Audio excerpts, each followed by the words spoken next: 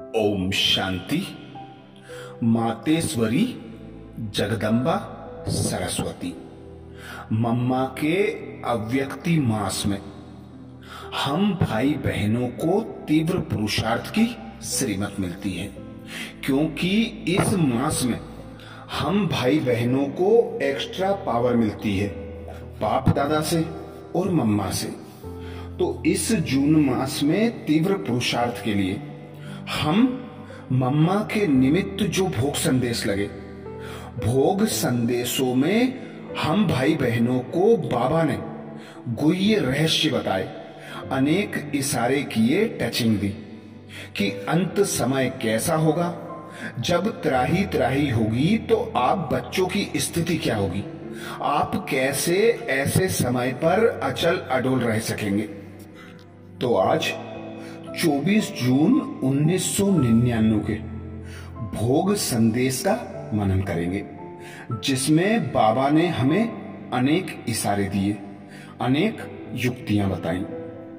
तो संदेशी कहती, आज सबका याद प्यार लेकर जब वतन में पहुंची तो देखा कि बाबा सामने से मुस्कुराते हुए आ रहे हैं।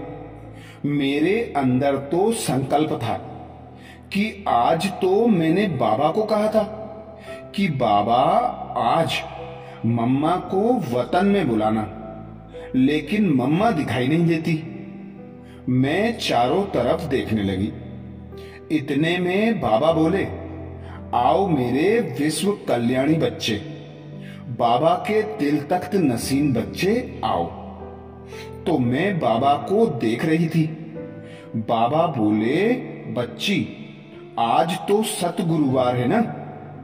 मैंने कहा, बाबा आज सतगुरुवार भी है तो मम्मा का भी दिन है। मधुबन में तो मम्मा का आह्वान हो रहा है, सभी याद कर रहे हैं। बाबा ने कहा, अच्छा अकेले मम्मा से मिलोगी या सभी से मिलोगी?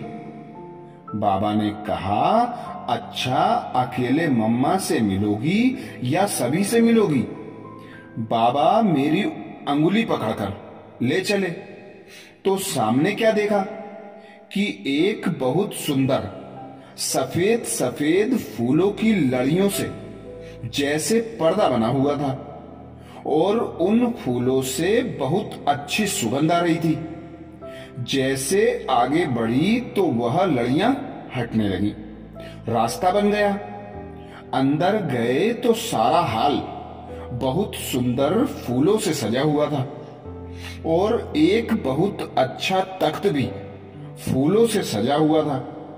अंदर जैसे यह सब देख रहे थे। बाबा ने कहा कि आप सब मम्मा को याद करते हो। आज बाबा ने भी मम्मा के स्वागत के लिए यह सजावट की है। इतने में देखा कि सामने मम्मा अपनी सभी सखियों से खड़ी थी। मम्मा बहुत सुंदर दिख रही थी, जैसे कोई को साक्षात्कार कराना होता है। सभी उसी रीति से खड़े थे। साथ में दीदी, ब्रजेंद्रा दादी आदि सब दादियां थीं। मैं तो मम्मा को ही देखती रही। मम्मा बहुत प्यारी दिख रही थी। मम्मा बाबा को देख रही थी। मैं मम्मा के सामने खड़ी हुई तो मम्मा ने देखा और मेरे सिर पर हाथ फेरा, गले से लगाया। फिर जैसे सभी अपने आप तख्त पर विराजमान हो गए, लेकिन सब दर्शनीय मूर्त थे। कोई बोल नहीं रहा था, सब मुस्कुरा रहे थे। बाबा ने कहा, क्यों सब चुप हो? आज कुछ बोलना नहीं है? मम्मा बोलो, बच्ची तो आपके लिए आई है। आज तो आपका आह्वान हो रहा है। मैंने कहा, मम्मा आपको सबने बहुत बहुत याद प्यार दिया है। सब आपको बहुत याद करते थे और पूछते हैं कि मम्मा कहाँ है, कब मिलेंगी, मम्मा क्या कर रही हैं? मम्मा चुपचाप मुस्कुराती रही। बीच बीच में बाबा को देख लेती थी। मैंने कहा, मम्मा बताओ ना, आप किस रूप में हो? कहाँ हो? क्या कर रही हो? कब प्रत्यक्षता होगी? अब तो सेवा बहुत बढ़ गई है, सब जगह सेवा हो गई है। अभी तो अंतिम समय आकर पहुंचा है। बाबा ने देखा और कहा, बच्ची जवाब दो ना। मम्मा फिर बाबा को देखे और कहे, बाबा आप दो जवाब। बाबा ने कहा, अच्छा है, बता दूं कि मम्मा यहाँ है, यह कर रही है, ऐसा ऐसा हो रहा है, तो आप क्या करोगी? सुनकर बैठ जाएंगी या वहां पर भागेंगी? इसलिए ड्रामा में यह अभी घूंघट में है, अभी पर्दे के पीछे है। पर्दा जब खुलेगा उसके बाद फिर गुप्त नहीं रह सकेंगी।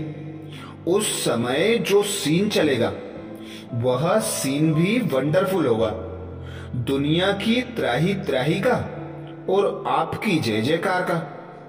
अभी तो आपकी वाह वाह करते हैं, जय जयकार नहीं करते। इसका ज्ञान अच्छा है। बाबा कहते, अभी तो आपकी वाह वाह करते हैं, जय जयकार नहीं करते। इनका ज्ञान अच्छा है, इनकी जीवन अच्छी है, यह अच्छा कार्य कर रही हैं, ऐसे कहते हैं, लेकिन जय जयकार नहीं करते। यह तो अंतिम समय में पार्ट खुलेगा, तब आपका जय जयकार होगा। तब मम्मा को भी संपूर्ण रूप से पहचानेंगे, आप लोगों को भी पहचानेंगे और बाबा को भी पहचानेंगे। यह सब पार्ट अंत का है, लेकिन यह पार्ट होगा जरूर। मैंने मम्मा से पूछा कि मम्मा अभी कितना समय लगेगा? अभी तो बहुत समय हो गया है, 2000 भी होने वाला है। मम्मा ने कहा, अच्छा यह बताओ कि आप सब तैयार हो? मैंने कहा, मम्मा समय पर तो सब तैयारी हो ही जाती है, ड्रामा अनुसार तो सब ठीक है। मम्मा ने कहा, नहीं, सबकी तैयारी चाहिए। मैंने कहा कि दादी तो कहती है कि अभी बाबा बताए कि कितनी आत्माएं ऊपर है, बाबा सबको नीचे भेजे तो परम धाम का गेट खुले और हम सब जाएं। बाबा ने कहा कि अभी तो कितने ऐसे स्थान हैं जहां पर बाबा का संदेश गया ही नहीं है। जब तक सब जगह संदेश नहीं मिला है तो अभी आपके ऊपर कर्ज है। वह आपको उल्हाना देंगे कि हमको पता ही नहीं चला। बाबा नहीं चाहता है कि बाप को और बच्चों को उल्हाना मिले कि हमको पता ही नहीं चला। अभी तो संदेश पहुंचाना बड़ा इजी हो गया है, थोड़े समय में ही हर एक को संदेश मिल जाने वाला है। फिर मैंने कहा, मम्मा अभी हम लोगों को विशेष क्या पुरुषार्थ करना है? आप बताओ, हम वही पुरुषार्थ करें ताकि फिर हम आपका साथी बन सके। मम्मा बोली, बाबा इतनी बातें सुनाता है, इतने इशारे देता है, फिर वह इशारे आप लोग ध्यान पर नहीं रखते हो क्या? बाबा ने कहा, बच्चों को मम्मा की लोरी ज्यादा प्यारा लगती है। मम्मा मुस्कुराती रही क्योंकि मम्मा बाबा के आगे इतना बोलती नहीं थी। बाबा ने कहा, अच्छा बच्ची, आप अपनी सखियों से बात करो, मैं आता हूं। बाबा जैसे गुम हो गया, फिर सब आपस में नजदीक आए।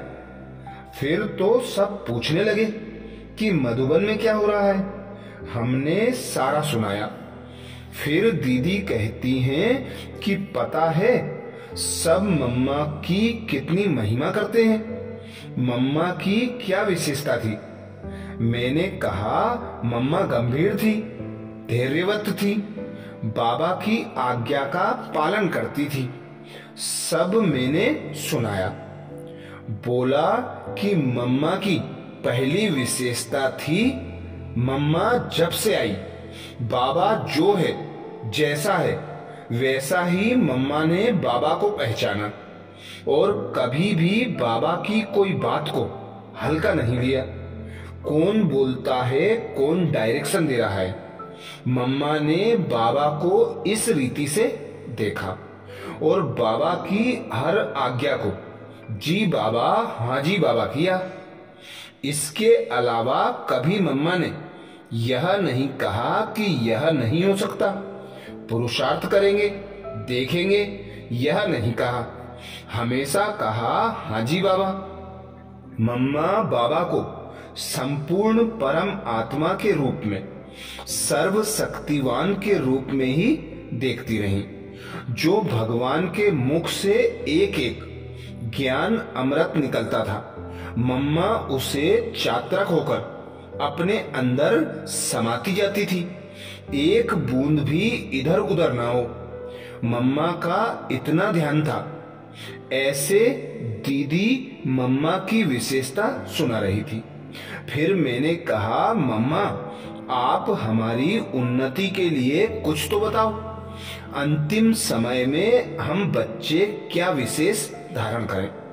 मम्मा ने कहा अच्छा, मेरी दो बातें हैं, इन दो बातों पर आप सब पुरुषार्थ करेंगे तो अंतिम समय के लिए आप सब तैयार रहेंगे।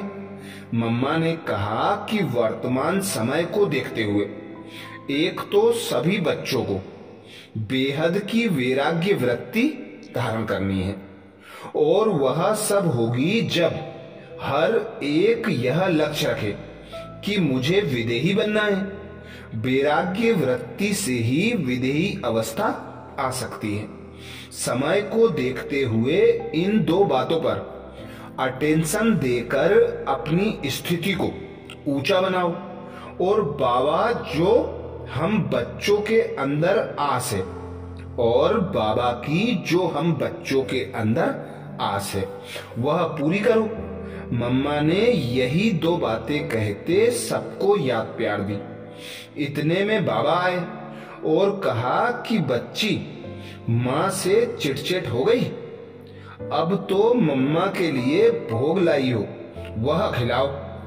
फिर बाबा ने अपने हाथ से मम्मा को भोग स्वीकार कराया। फिर बाबा ने सबको भोग स्वीकार कराया।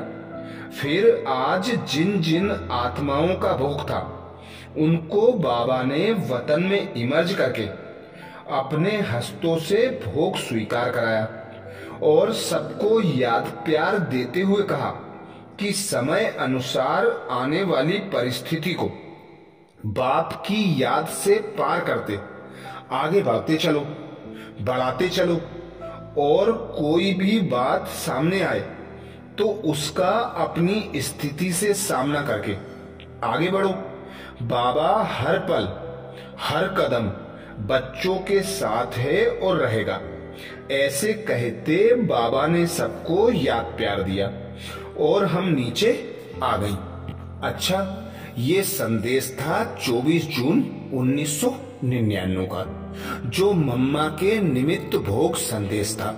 इसमें हम भाई बहनों को मम्मा ने, बाबा ने अनेक युक्तियां बताई अंतिम समय के लिए, अंतिम पुरुषार्थ के लिए, बाप समान बनने के लिए, मम्मा समान बनने के लिए। तो अगले भोग संदेश में फिर मिलेंगे। अच्छा, ओम शांति।